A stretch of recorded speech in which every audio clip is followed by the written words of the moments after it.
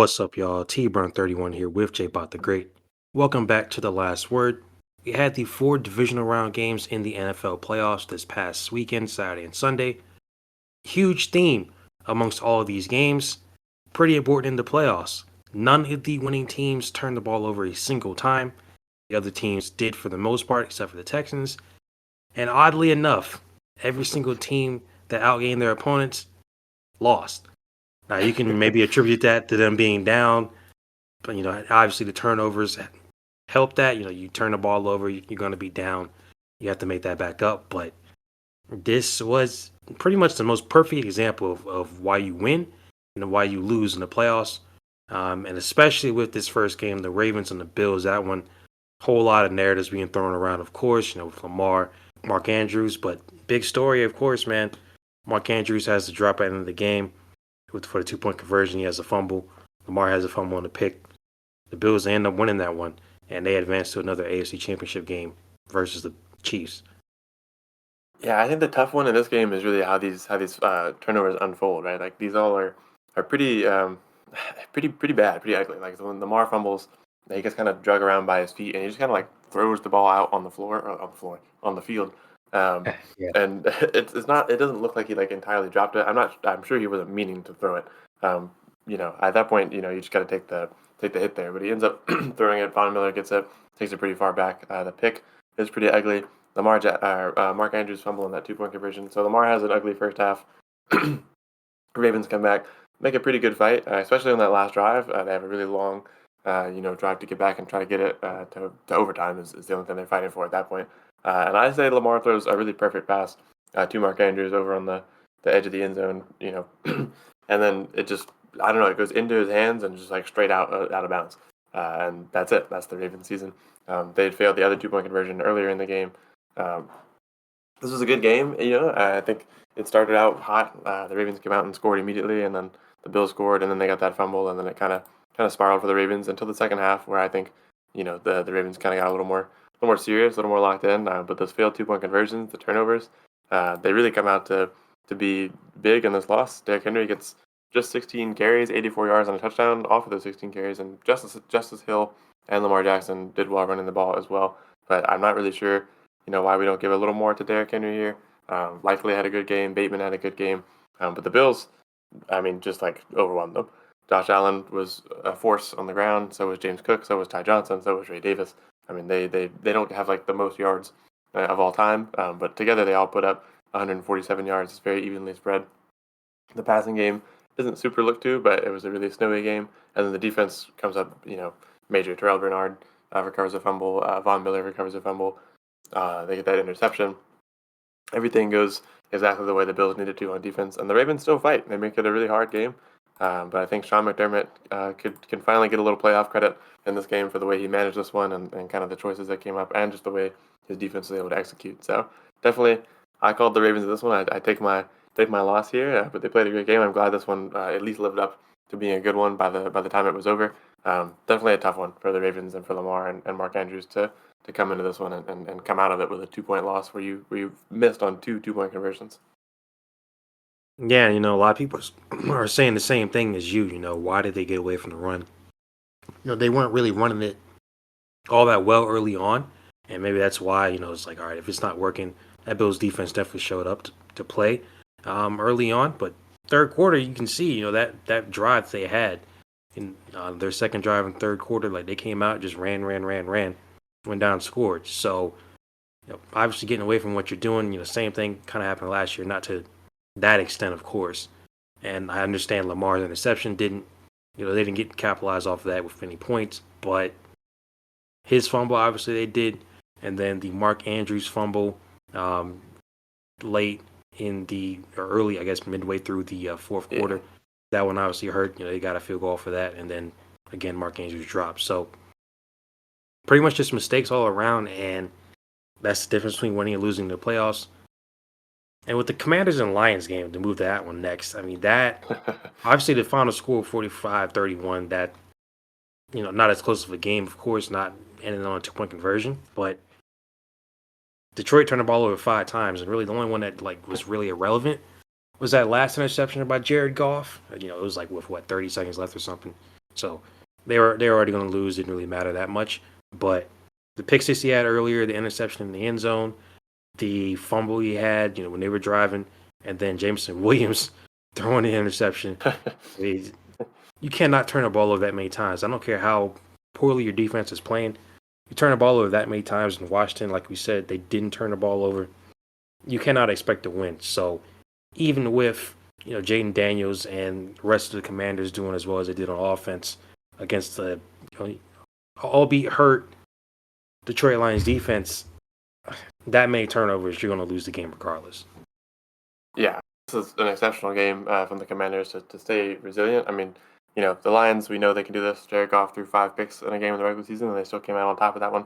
So in this game, he comes out, he throws 3 picks, he throws a fumble. Jameson Williams comes in and throws a pick. Commanders know they have to stay, diligent. You can't give up. You can't decide, oh, we got him down, because they never really do. And I mean, like, they throw that pick 6, and all of a sudden you got this big lead. It's 24-14. Well, then boom, there's a 3-play, 73-yard drive. Now it's 24-21, and you're right back where you just were. So you got to stay on fire. You got to stay hot. You got to keep that drive, and they do. They score again. It's 31-21. Then the Lions throw another pick. Then you go into halftime with a 10-point lead. And the second half was a little more in your favor. The Lions don't quite ever get as close to stealing it from you again. They get to 28-31, and then after that, it's pretty much over. So big props to the Commanders here. Jaden Daniels again. We said it last week. Just very, very calm, very, very composed. 300 yards, 2 touchdowns. Brian Robinson comes out and has a really big game here. Jaden Daniels had 51 yards on the ground as well. Robinson had 77 and 2 touchdowns. I was really impressed by the Commanders in this game. I reluctantly took the Lions. I said in that video, yeah, I'm here to. I've been taking the Commanders a lot this season, but I think I have to go with the Lions on this one. Commanders proved me wrong, and I'm not really upset about it. I like both these teams. I think this would have been great NFC Championship. I think the one we were getting is also going to be really exciting. So excited to get to that later on. But Commanders are a super scary offense, and I mean the defense didn't really do a whole lot of work in this game, but the offense stayed on pace with the Lions and really got them to kind of get off their mindset. Dan Campbell still tried his trickery. You have 3 guys. Well, Teddy Bridgewater comes in because the game's over, but you have 2 guys try to throw trick plays, and one works, one does not. So I think the Commanders did a great job here. Diami Brown leading the Commanders in receiving is poetic, considering all I've had to see on my feed all week was Amon-Ra St. Brown, hating on him for no reason. So, and Amon-Ra St. Brown had a great game as well, 140 yards, but, he's going to Cancun, and Diami Brown is headed to the NFC Championship. Yeah, you look at these next 2 games, the other 2 winners from this past weekend. You got the Eagles over the Rams in a game that, started just like it was cold and then came full on snow in that one. And then, of course, the Chiefs, once again, getting to another AFC Championship game, this time beating the Texans about close to 5 years to the day when they beat them last time in the divisional round. Look, with the Eagles, I think Jalen Hurts, he did what he had to do. Not the greatest game, but I mean, they weren't expecting him to come out and throw for 300 yards, especially with the way the weather was and anything like that. And we said it, like, if they win, they win. Like, I think a lot of the Jalen Hurts discourse is just a little ridiculous. Yeah. And Saquon Barkley came out, had 205 yards, got 2 touchdowns. Jalen Hurts got that 1 touchdown, and he had 70 yards rushing on his own. So, I mean, everybody contributed here. And the turnovers, Rams had 2, but they weren't like, the amount of turnovers obviously wasn't as egregious as the other 2 games. And even at the end, the Rams were very close to coming back and winning this one. They just obviously couldn't get anything at the end of the game there. Matthew Stafford, that last pass at the end, it was basically a nobody out of bounds, and that was the end of it. So I think the Rams, at the end of the day, I think Eagles, they just were the better team.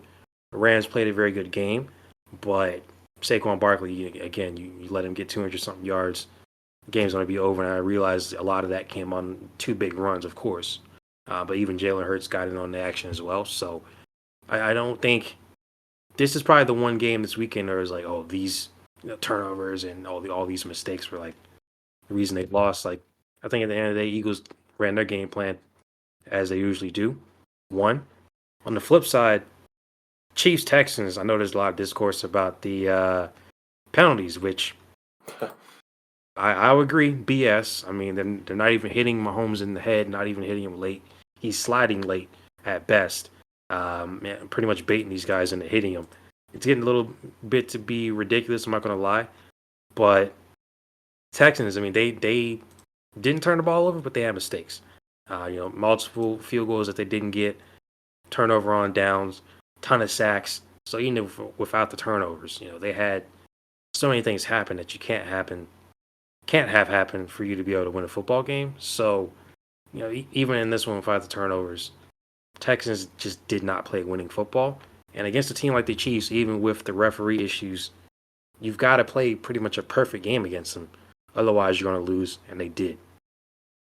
Yeah, I think just pretty much all the sentiments that I would echo here. I would like to take a second to give Jalen Hurts his props. I think the discourse around him is a little crazy. His game against the Rams is extremely similar to Josh Allen's game against the Ravens. He had like one more yard in the air, had a good bit more yards on the ground. Some of that game and that big opening 44-yard rushing touchdown that he started the game with.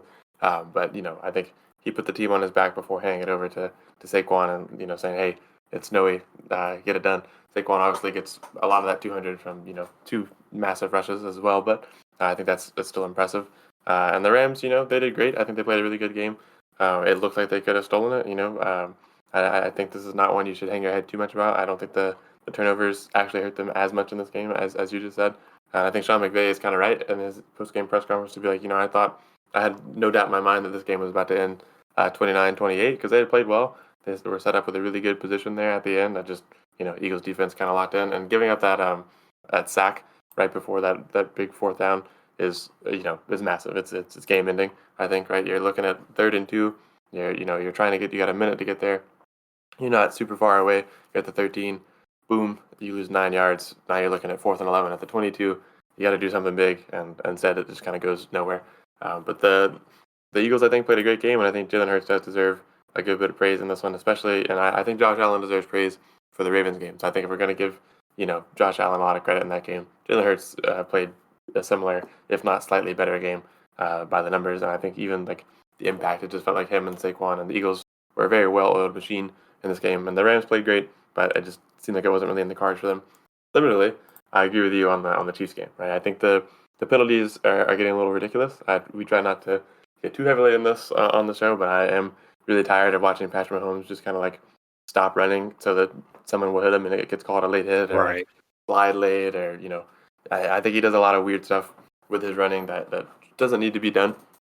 Right, and I think he's a great quarterback, which is another reason why I think like these are unnecessary plays. Like Patrick Mahomes doesn't need to slide late to draw a penalty to be a successful team. Like the Chiefs could still win this game without him, messing around and getting defenders to get called for these really bad flags and ruining, I think, their own reputation, regardless of how many rings they end up with.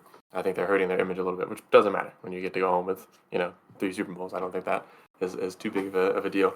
But even without those penalties, and some of the Texans players said this. I mean, the Texans were very, very openly anti-refs in their press conferences after this game. But even with that aside, a lot of them were also very openly like, hey, we didn't do what we needed to do. And I think that's true, right? The Texans have some bad calls go against them. I don't think those should have happened, but I think those calls don't stop them from winning this game. I think that they stopped themselves from winning this game. They did not play super amazing first half defensively. They kept the Chiefs pretty slow for a while. You go into halftime 16 or 13-6. Not a bad spot to be in, all things considered. You make it 12-13, right after. You come out with a really, really long drive to start the second half, and it looks like you kind of changed the pace here. But then again, you start to crack, you start to fold a little bit. Chiefs get down the field. I just think the Texans didn't play their best football in this game. The defense, didn't play quite as good as it played against the Chargers, which is kind of to be expected. This Texans defense is good, but that was an exceptional bar to set.